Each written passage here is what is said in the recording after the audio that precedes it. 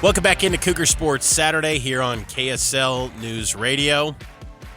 That was the head coach of the Cougars, Kalani Sitake.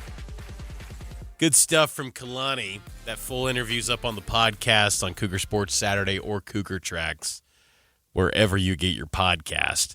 Spring football starts 20 days from today, February 27th, same date as last year.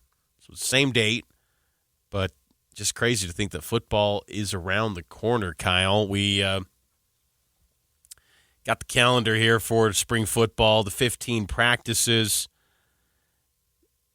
Tentatively, they're planning to have the alumni game on Friday, April 3rd. That'd be spring ball day 15. So we're about to have football in our lives again. It just seems like football is like 365 now, Mitch. And It's wonderful. I'm all for it. I love it, especially amid a losing streak in hoops. You know, it's nice to be able to look forward, and you're like, wow, when's fall camp start? You know, like that's how I feel. So spring ball is a nice little breath of fresh air. I need to get that Pop-Tart taste out of my mouth, man.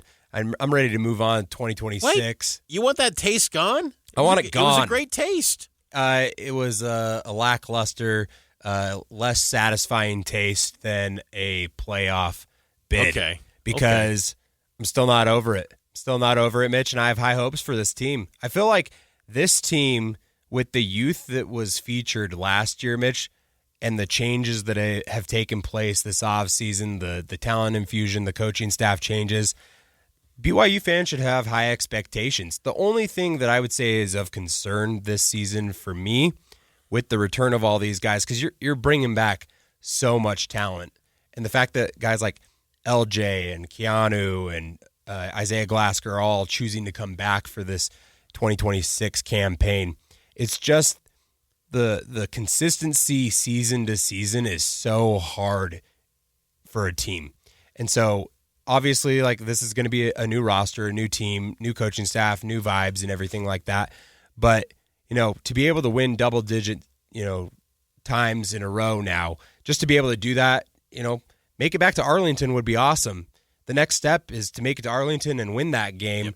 But I think that, penciling them in right now is a hard thing for me to do, even with the talent, just because, you might trip up here or there. Well, I think that the Big 12, I think there's, 5 or 6 teams in the league that I would say probably could be preseason top 25 caliber. So I think the league at the top end should be pretty good next season. But I think with BYU, though, they've proven that they can do it together multiple years. I think that's what caused the excitement. It's not just one season. It's not just 2025. It's 2024. It's 2025. And both of those seasons, you look at a lot of the key positions, it was done with different guys. And BYU has won games with different personnel. Even when LJ's out in the Pop-Tarts Bowl, you can still find a way to put together a win with Javesa Damouni and Enoch Nawahine. They always find answers. Now, Texas Tech didn't have an answer for. And that's the challenge that they're gunning for, is to try to get over that mountaintop. And they don't play Texas Tech in the regular season.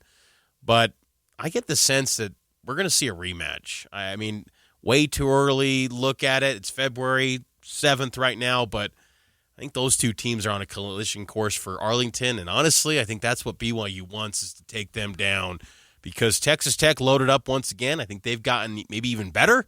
I think BYU's gotten better too, and that would set up an awesome storyline for the Big 12 entering next season. Let's take a break. On the other side, we'll get to some more BYU basketball, as it's a game day for the Cougs, getting ready to take on the Houston Cougars tonight.